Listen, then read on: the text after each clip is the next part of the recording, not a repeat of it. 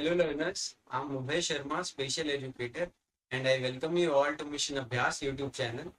तो हम कर रहे हैं TGT special education exam series और उसी सिलसिले में मैं आज लेकर आया हूँ आप सबके लिए पार्ट 5 ऑफ द सीरीज। अगर पार्ट 1, 2, 3 एंड 4 आपने अभी तक नहीं देखा है तो जाइए और देखिए उसे। उसका लिंक आपको डिस्क्रिप्शन में मिल जाएगा। तो चलिए फिर आज की क्लास स्टार्ट करते हैं।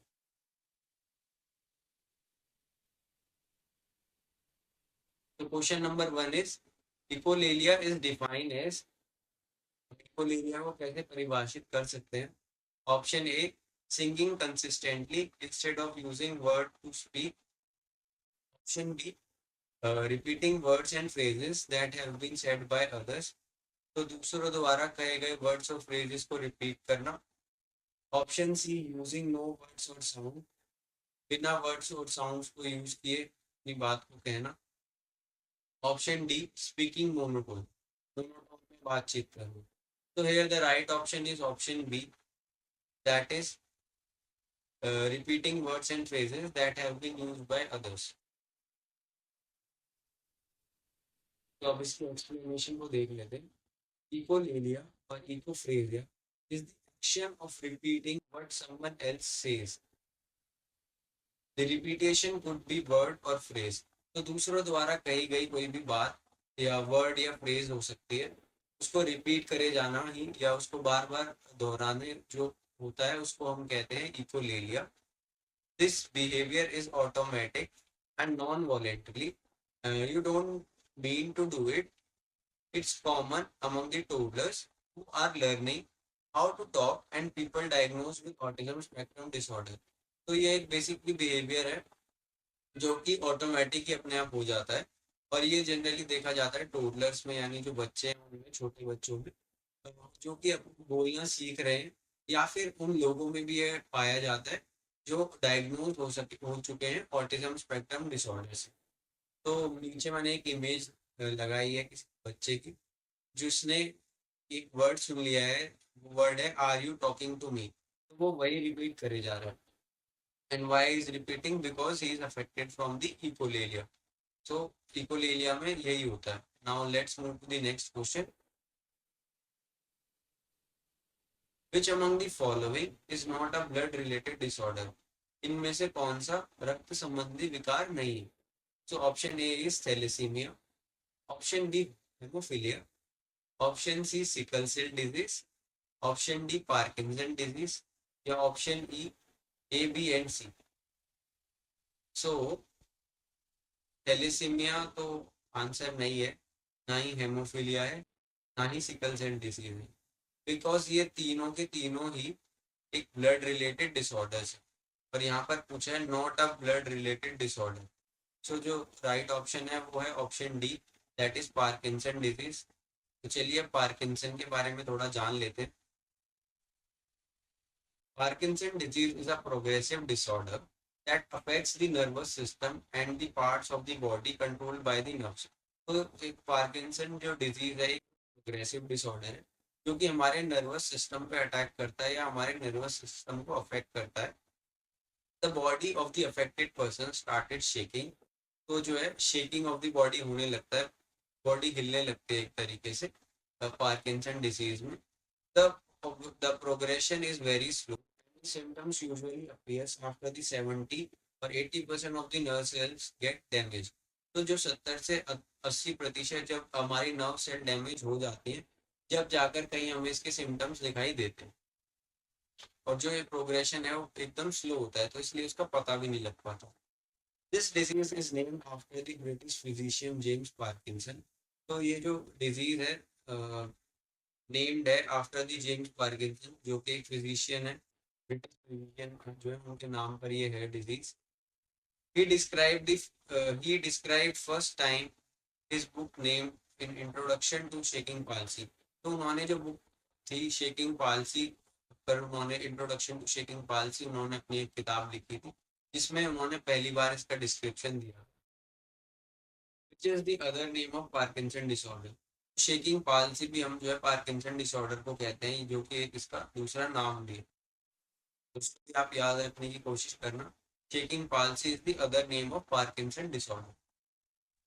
तो यहाँ पर कुछ सिम्टम दिखाए गए हैं पार्किंसन डिसऑर्डर के, जैसे कि एंजाइटी हो सकती है, ट्रिमर हो सकता है, हाथ कांप सकते हैं किसी व्यक्ति के, पोस्चर इंस्टेबिलिटी हो सकती है। ट्रिमर मैंने आपको बताया, एंजाइटी बताया, बॉडी बॉडी काइनेसिया हो सकता है, मतलब एकदम से थकान हो सकती है, बहुत ज़्यादा वीकनेस होने लगेगी आपको, रिजिडिटी होने लगेगी, और इसके अलावा लॉस ऑफ स्मेल भी हो सकता है ना, डिसआर्थ्य भी हो सकता है, विकार हो सकता है, या डिमनीशिया हो सकता है। तो ये सारे जो हैं कुछ फीचर्स हैं Parkinson disease. Now let's move to the next question. Question number 3 is, which of the following is not one of the 21 disabilities recognized in RPWD Act 2016? तो इनमें से कौन सी वह डिसेबिलिटी नहीं है जो कि 21 डिसेबिलिटीज में नहीं आती है RPWD Act 2016 में? तो option A is intellectual disability. तो इंटेलेक्चुअल डिसेबिलिटी तो पार्ट है 21 डिसेबिलिटीज का। तो autism spectrum disorder is also part of 21 disability. Chronic neurological condition, तो ये भी पार्ट है। So here the right option is option D, chronic respiratory disease, जो कि जो है हमारे RPWD एक्ट में जो 21 डिसेबिलिटीज हैं, RPWD एक्ट जो है 2016 उसका पार्ट नहीं है। तो here the right option is option D। तो जो 21 डिसेबिलिटीज RPWD एक्ट 2016 में कवर होती है वो मैंने यहाँ पर आप लोगों के लिए मेंशन किए हैं। So types of disabilities have been increased from 7 to 21। तो पहले जो है 7 डिसेबिलिटीज आती थी, 7 डिसेबिलिटीज, अब जो वो है बढ़कर वो हो गई है 21 डिसेबिलिटीज। 7 डिसेबिलिटीज जिस एक्ट के अंदर में थी वो थी PWD एक्ट 1995, और अब जो 21 डिसेबिलिटीज हैं वो है RPWD एक्ट RP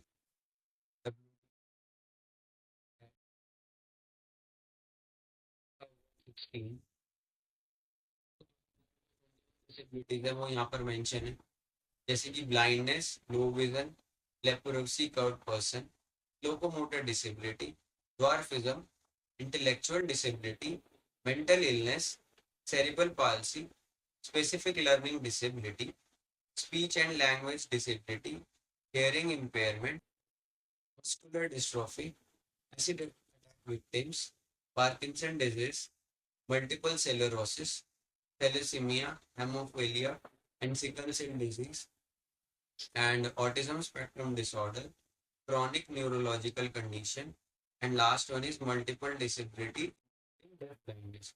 ये 21 डिसेबिलिटीज है, 21 डिसेबिलिटीज है जो RPWD एक्ट 2016 में कवर होती है। तो question number 4 is, in the constructivist framework child is viewed as option A tabula rasa और blank slate whose life is shaped entirely by the experience. Option B, a passive being who can be modified into any form through conditioning. Option C, a problem solver and a scientific investigator. Option D, miniature adult who is less than adult in all aspects. तो क्या constructivist framework में child को tabular रासा या blank slate या कोरा कागज कहा जाता है? तो नहीं, option A is not the right option here. Option A is not the right option. Passive being who can be modified into any form of conditioning, तो ऐसा भी नहीं है, कंस्ट्रक्टिविस्ट फ्रेमवर्क में ऐसा भी नहीं कहा गया। ये तो बिहेवियरिस्ट जनरली कहते हैं कंडीशनिंग की बात। फिर आता है option C, a problem solver and a scientific investigator. तो yes, option C is the right option. जो कंस्ट्रक्टिविस्ट फ्रेमवर्क है उसमें चाइल्ड को जो है प्रॉब्लम सॉल्वर या साइंटिफिक इन्वेस्टिगेटर भी कहा जाता है। यह बात जनरली हमारे साइकोलॉजिस्ट थे प्याजे, उन्होंने ये बात कही थी। चलिए फिर अब इसकी एक्सप्लेनेशन देख लेते हैं। The children develop the concepts according to their own in the world. The children are a little scientist in themselves, said by the Piaget, who is from the constructivist schools of psychology. जो पियाजे थे constructivist school of psychology से आते हैं, जिन्होंने ये बात कही थी। Therefore, the children should be given the opportunities for self-doing so that they may learn better. तो इसी वजह से जो बच्चे हैं, जो चिल्ड्रन हैं, उनको जो है अपॉर्चुनिटीज हमें देनी चाहिए जिससे कि वह बेहतर सीख सकें और जो है डिस्कशन या एक्सप्लोरेशन के थ्रू जो है कॉन्सेप्ट, जो कॉम्प्लेक्स कॉन्सेप्ट हैं उनको इजियर बना सकें। Now let's move to the next question. Question number 5. Which of the following methods can Down syndrome be identified? इनमें से किस मेथड से हम डाउन सिंड्रोम को आइडेंटिफाई कर सकते हैं? तो option amniogenesis, option D amniocentesis, option C aminophylactic, option D एमिनोप्रोलेक्सिक्स.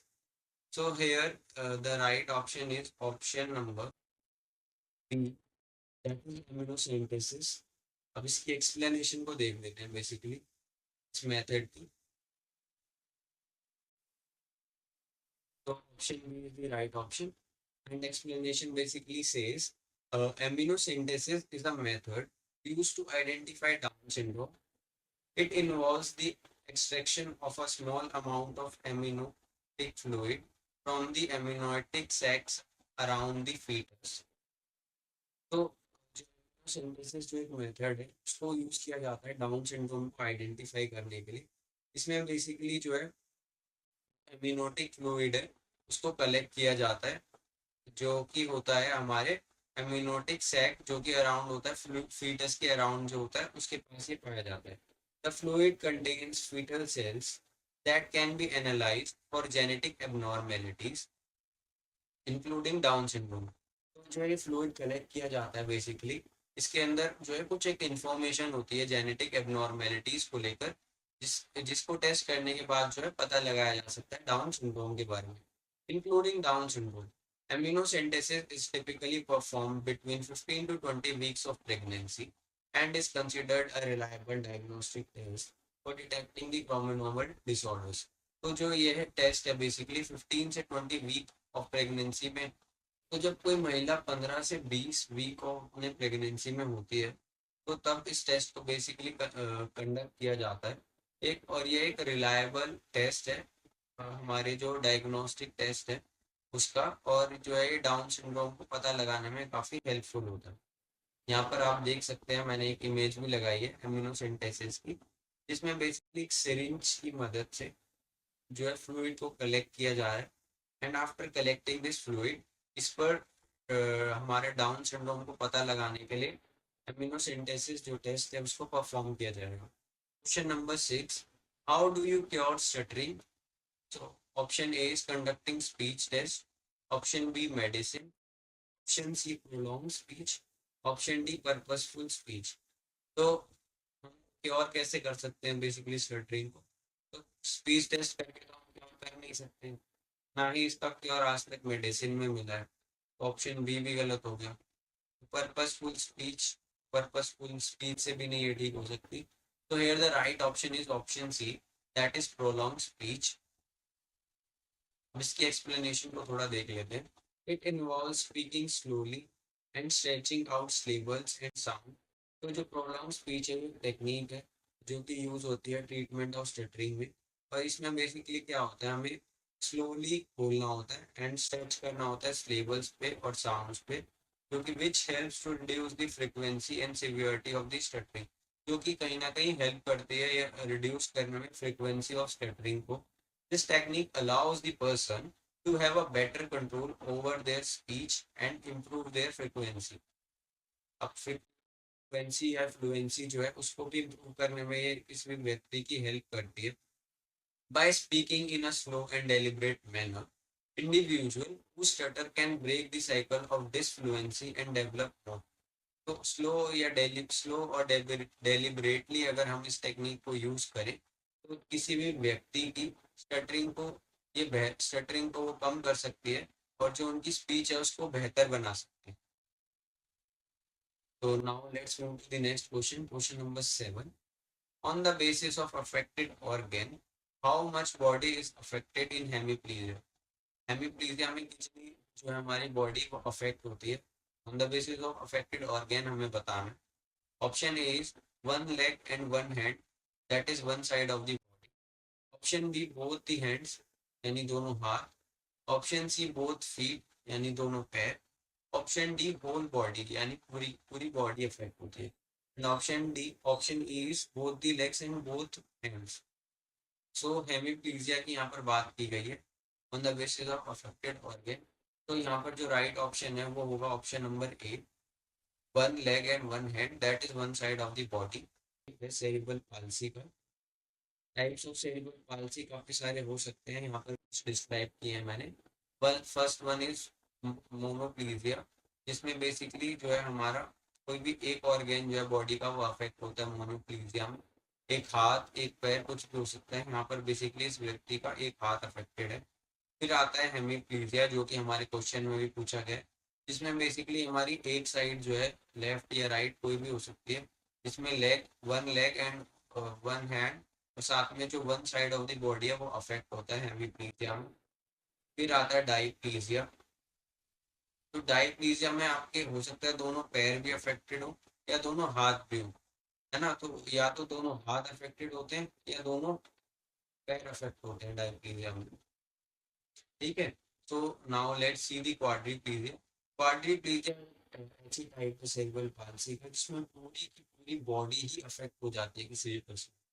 तो it is one of the most dangerous, सबसे खतरनाक है वो हमारा क्वाड्रीप्लीजिया। तो चलते हैं फिर नेक्स्ट क्वेश्चन पे।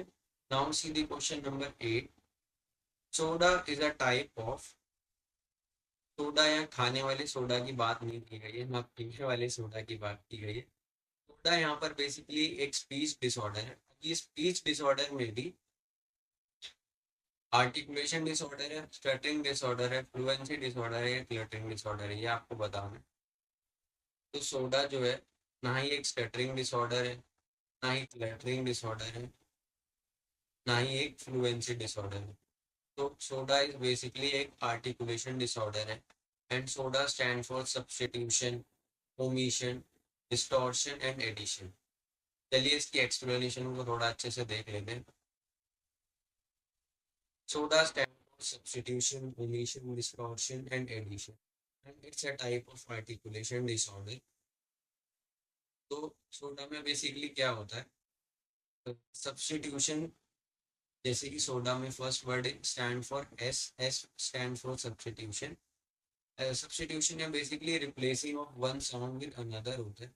जैसे किसी भी व्यक्ति को, जो अफेक्टेड पर्सन है, उसको हमने रेड बोलने को बोला, तो वो जो है रेड में जो आर जो वर्ड है उसको सब्स्टिट्यूट कर देगा डब्ल्यू से, तो वो रेड ना बोलकर वेड बोलेगा। फिर आता है ओमिशन। ओमिशन में बेसिकली होता है leaving out a sound in a word. तो लीव कैसे कर देते हैं, जैसे कि हमने किसी व्यक्ति को बोला प्ले बोलने के लिए, तो वो प्ले ना बोलकर पे बोल देगा। तो एल जो है यहाँ पर ओमिट हो जाएगा, ओमिशन हो जाएगा एल का। तो ये होता है ओमिशन में। अब डी फॉर डिस्टॉर्शन। डिस्टॉर्शन में बेसिकली अब क्या होता है, making a sound in an unfamiliar way. Unfamiliar way में कोई भी साउंड जो है वो बना दी जाती है या प्रोड्यूस की जाती है इसमें। जैसे किसी व्यक्ति को हमने बोला सन बोलने के लिए, तो जो साउंड है वो सन ना बोलकर साउंड को स्लशी बोल देगा या सॉन बोल सकता है ना। तो साउंड जो है काफी ज्यादा स्ट्रेच आउट हो जाती है या डिस्टॉर्टेड हो जाती है, जिसको हम कहते हैं। फिर आता है एडिशन। एडिशन में बेसिकली क्या होता है, inserting extra sound in a word. तो जो है हमने फॉर एग्जांपल डॉग बोलने को बोला है, तो वो डॉग बोल देगा। तो जो यू एच है वो ऐड ऑन हो जाएगा यहाँ पर। यहाँ पर यू कैन सी इजीली कि यू एच जो है ऐड हो गया, डॉग बोलना, तो यू एच उसने ऐड कर दिया और एडिशन ऑफ द साउंड हो गया। Now see the next question. Question number 9। Which lobe of the brain is used for visual perception. जो विजुअल परसेप्शन है उसके लिए कौन सा लॉब ऑफ द ब्रेन है वो यूज होता है basically. Option A is frontal lobe, option C occipital lobe, option C temporal lobe, option D parietal lobe, या option E none of the above. तो here the right option is option B, that is occipital lobe. अब इसकी explanation को थोड़ा देख लेते हैं। Lobes of the brain and what they control. Human brain की एनाटॉमी में अगर हम देखें तो बेसिकली चार टाइप्स के लोब्स होते हैं। फोर लोब्स की बात की गई है। First is frontal lobe, here it is frontal lobe. Second parietal lobe, second third is occipital lobe and fourth is temporal lobe. तो ये जो चार लोब हैं, ये जो फोर लोब्स की यहाँ पर बात की गई है, उनके कुछ सर्टेन फीचर्स हैं, तो वो आप देख लेते हैं। तो फ्रंटल लोब के जो कुछ फीचर्स हैं या जो उसके फंक्शंस हैं वो हैं the largest lobe of the brain, ये लार्जेस्ट लोब है ब्रेन का, and it is located in the front of the head, front of the head में ये पाया जाता है, होता ही है basically. The front lobe is involve in the personality characteristics, decision making and movement. तो ये पर्सनैलिटी में कैरेक्टरिस्टिक को लेकर, हमारे जो कैरेक्टरिस्टिक्स हैं उसमें, डिसीजन मेकिंग में और movement and balancing of the body में भी ये रिस्पॉन्सिबल होता है। The frontal lobe contains Broca area which is associated with speech ability. तो जो फ्रंटल लोब में ब्रोका एरिया पाया जाता है, Broca area, here it is Broca area, तो ये जो है हमारी स्पीच एबिलिटी को भी, स्पीच एबिलिटी को भी ये कहीं ना कहीं कंट्रोल करता है। तो फिर आता है पेरिटल लोब। पेरिटल लोब में आता है middle part of the brain में होता है ये, and helps a person identify objects and understand spatial relation, spatial relation को समझने में ये हमारी हेल्प करता है। Parietal lobe is involve in interpreting pain and touch in the body, pain और टच का पता लगाने में ये हमारी हेल्प करता है, ये इसका एक फंक्शन है। फिर आता है द पेरिटल लोब हाउसेस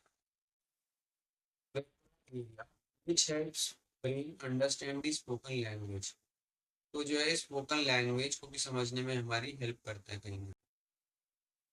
फिर आता है उसी पैटर्न लोग, जो मैंने आपको पहले ही बता दिया, इसका जो मेन फंक्शन होता है वो होता है विजन को लेकर, हमारे विजन को कंट्रोल करता है, वो होता है ओसिपिटल लोब। फिर आता है fourth one is temporal lobe, the side of the brain, temporal lobes are involve in memory, emotions, hearing, language comprehension and sense of smell. तो जो है ये साइड में ये वाला जो आप देख सकते हैं, ये हमारा टेम्पोरल लोब है, ये both side of the year होता है, लगभग इस जगह पर ये पाया जाता है हमारे ब्रेन में। और जो है ये हमारे इमोशंस को, हियरिंग को, लैंग्वेज को, कॉम्प्रिहेंशन को और कहीं ना कहीं सेंस ऑफ स्मेल को भी ये कंट्रोल करता है। Now let's move to the next question, question number 10। So this is going to be the last question of my slide. How much score child will get if he or she perform a task with a verbal assistant in basic MR।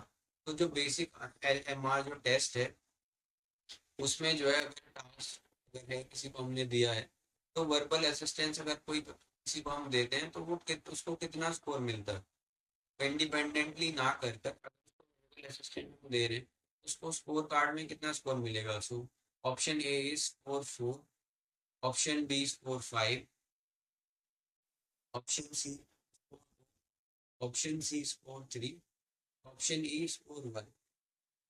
So here the right option is option D, score 3 उस व्यक्ति को मिलेगा अगर उसको हमें verbal assistance देनी पड़ रही है। तो अगर वो इंडिपेंडेंटली कर लेता है तो 5 अगर उसको हम देते हैं।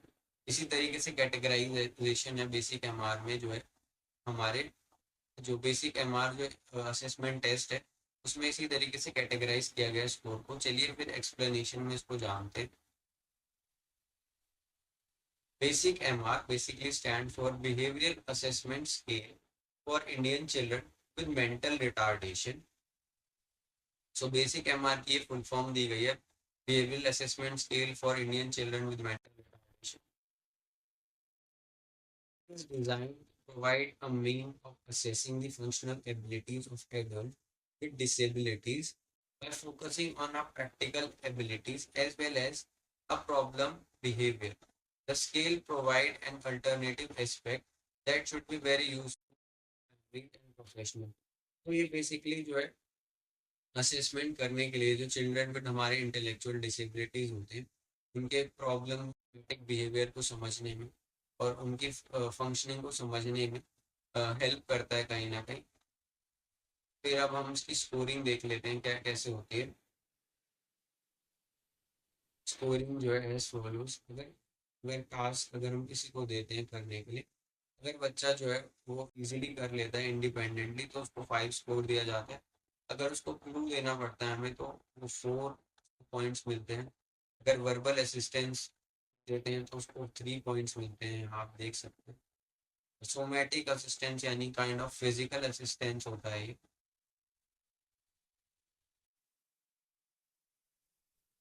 फिजिकल अगर असिस्टेंस हमें देनी पड़ रही है तो हम सोमैटिक असिस्टेंट भी बोलते हैं, तो 2 पॉइंट्स मिलते हैं। और टोटली इंडिपेंडेंट या टोटली डिपेंडेंट हम कहें, टोटली इंडिपेंडेंट में तो 5 मिल रहे हैं।